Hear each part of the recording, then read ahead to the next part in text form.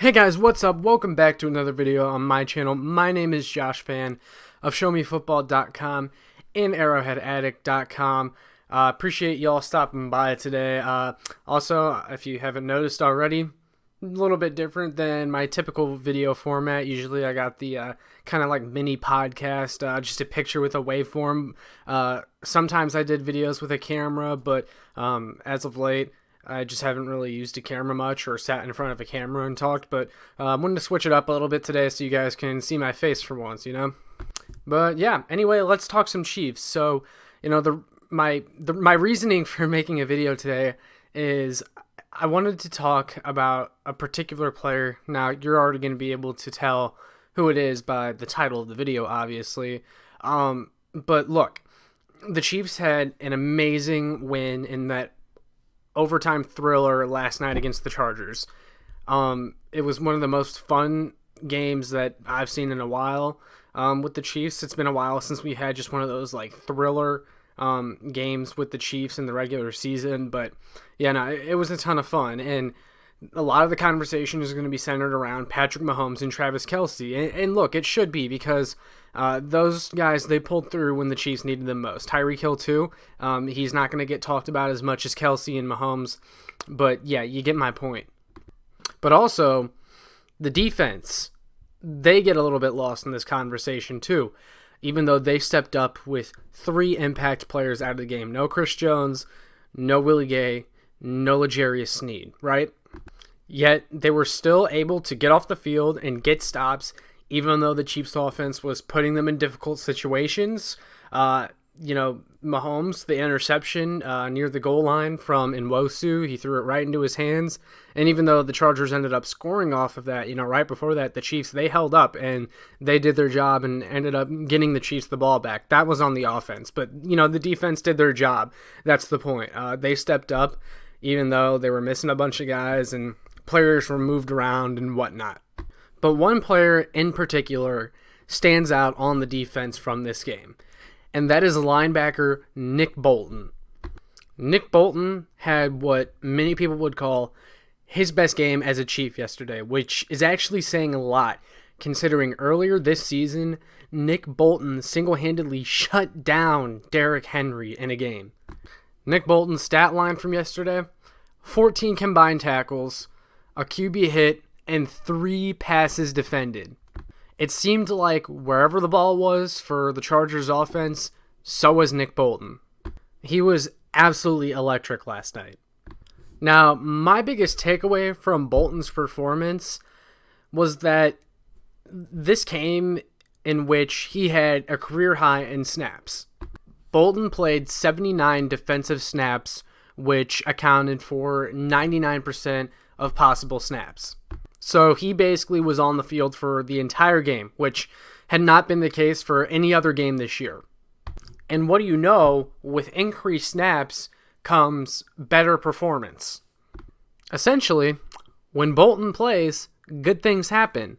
And it's funny how the Chiefs coaching staff kind of went back and forth with Bolton. So if you guys remember, after Anthony Hitchens got hurt for that period of time in the middle of the season, Nick Bolton took over as the full-time middle linebacker. And if you ask me, I think Nick Bolton played middle linebacker than Hitchens has ever had in Kansas City, straight up, especially with that performance against Derrick Henry in Tennessee. Nick Bolton was fantastic, and it eventually led to a Defensive Rookie of the Month bid.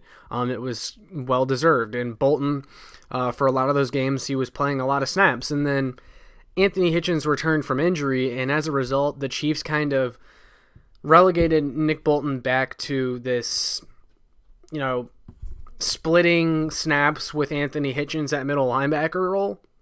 You know, ever since Hitchens had come back to the lineup, Bolton was playing maybe 20 snaps a game or so, you know, not very many. Kind of like that linebacker off the bench that can give you a few, you know, run-stuffing plays.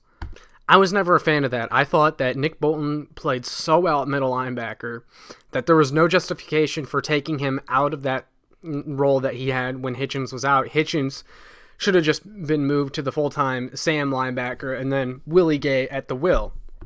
Because as we saw last night, again, when Nick Bolton is on the field, good things happen. And look, I know he struggled early in the season, particularly in pass coverage. Number one, we knew coming out of the college level, coming out of the draft, coverage was a weakness in Bolton's game. Yeah, he's not great at coverage. He's not fantastic. However, PFF, coming out of college, gave Nick Bolton a very generous PFF grade in coverage. It was above 90. I forget what the exact number was. It was above 90. Nick Bolton also had the most passes defended of any draft-eligible linebacker. And that's because when Bolton was at Missouri, they gave him very basic zone assignments. They didn't ask him to do too much. And that was the problem with the Chiefs at the beginning of the year, is they were playing Bolton out of position. They were asking him to do too much. They were asking him to run down the field with a tight end and cover him. That's not what Nick Bolton is built to do. Nick Bolton is a sledgehammer in the run game, and he's a guy that if you drop him back just a little bit, in the shallow to intermediate range, and you give him a basic zone assignment, he can thrive, and that's exactly what he did last night. Finally, the Chiefs did it. They gave him the perfect game plan, and they put him in the perfect spot, and that's how he was able to get those 3 passes defended last night. He was breaking up a bunch of Herbert's passes. He was also applying pressure on Herbert in that game too. Like I said, he had a quarterback hit in that game. He was all over the field. Now that Bolton has had more time since the beginning of the season to learn the defensive system, get comfortable, and the game has slowed down for him, not only are you seeing him be really good against the run, you're seeing him be even better in the pass, and that's not what we could say earlier this year. That was not the case. You're seeing him turn out to be a very well-rounded linebacker, and very quickly too. Linebacker is one of the hardest positions to learn at the NFL level, and as a Missouri fan, as a guy who has followed Bolton for his entire career, I knew that he had a mind for the game. I knew that he was going to be a good NFL player for a decent stretch, but even I could not have predicted just how quickly he's become a really, really good linebacker, like a true difference maker in year 1. And as someone pointed out to me, Bolton last night, they had him playing dime linebacker a lot in that game. And again, they were doing it in a way where they weren't asking him to do too much. They had a set, objective for him. He would drop back into a soft zone, and he did very well. And he read the quarterback's eyes. Like I said, Nick Bolton's very smart. He knows where to be. He was very smart at following where Herbert was going with the ball, and that's why he was able to make a bunch of plays around the ball. But really, now he's getting to the point where you don't have to hide him in coverage, or you don't have to help him a bunch in coverage. And if you can consistently get to the point where you're not having to hide him in coverage, because look, sometimes teams are still going to try to pick on him. Just by nature, teams are going to try to go at the guy who's the worst in coverage on the field anytime you have that guy drop back. But if Bolton is able to stay in front of his guy and has a straight line to the pass catcher or the ball carrier, most of the time he's not missing that tackle. And he's going to have a very good pursuit, very fast pursuit to whoever it is getting the ball. Again, why he was able to get those passes defended last night. Why he's been able to get so many tackles for a loss this year. He's just progressed so well. He's progressed better than I could have ever imagined.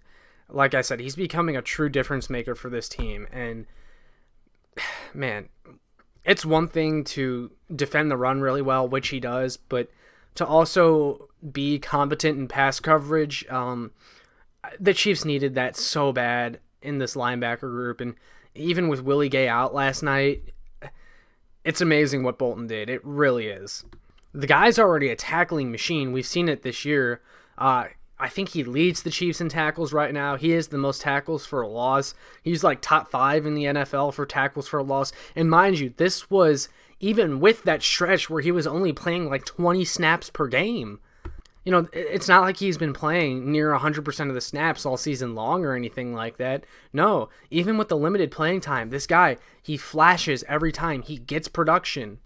he's very quickly becoming that linebacker that everyone wanted on this team for so many years. And even better, they have an elite athletic will linebacker to go with him, Willie Gay, for the foreseeable future, the next 10, 15 years, whatever. 15 years is probably a stretch, but you get my point. Bolton has made his case for consistent playing time, more playing time. The only thing that stands in the way of that is Anthony Hitchens and Steve Spagnuolo's allegiance to him. I know the Chiefs a lot of the time feel this obligation to play a player because of their draft status or their contract or whatever. And the Chiefs feel like they have to play Anthony Hitchens. Well, I want to say it was for the first time this year, Nick Bolton outsnapped Anthony Hitchens. And look what happened. It was a good thing. Look, the Chiefs, they drafted Nick Bolton to eventually replace Anthony Hitchens. Now, this is the reason you drafted Nick Bolton. And I think the Chiefs are even surprised, again, kind of like I said, how quickly Nick Bolton has progressed. And because of that, they're kind of caught off guard. And again, they feel this obligation to play Anthony Hitchens. But it's like, you drafted Nick Bolton for this, and it's happening quicker than you thought, but so be it. If you can take the defense to another level by cutting down on Anthony Hitchens' snaps and playing more Nick Bolton, and this goes for like Ben Niemann too, like less Ben Niemann and more Nick Bolton, then you do it. I mean, you have a pathway to make this defense even better than it's been, which doesn't seem possible, but they can be even better. They just need to maximize what they have with Nick Bolton. They need to play him more. And again, if it means cutting down Anthony Hitchens snaps, so be it. You do what you can to get your best players on the field a majority of the time. But yeah, that's all I got. Those are my thoughts from last night's performance from Nick Bolton. I'm so happy for him, man. M-I-Z. Can I get a ZOU from you fellow Mizzou fans that are watching in the comments? And those of you that are still watching, make sure you like, share, and subscribe so more Chiefs fans can find this. Let me know in the comments your thoughts. Did you enjoy Nick Bolton's performance? Because I sure did. And make sure you check out my work on showmefootball.com and arrowheadaddict.com. But I'll see y'all in the next one.